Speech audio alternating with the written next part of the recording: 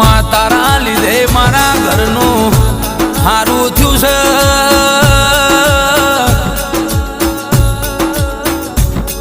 અમે તને પૂજીનું પ્રમાણ તમે આલી દીધું છે અમારા જેણા જેણા કોમન તમે ગણતરીમાં લખી નો શું મારી બાપુડી તારી વાતો ના થાય મન મેળું વાળા માણસો ને તું મળ્યા વના રહેતી નથી માં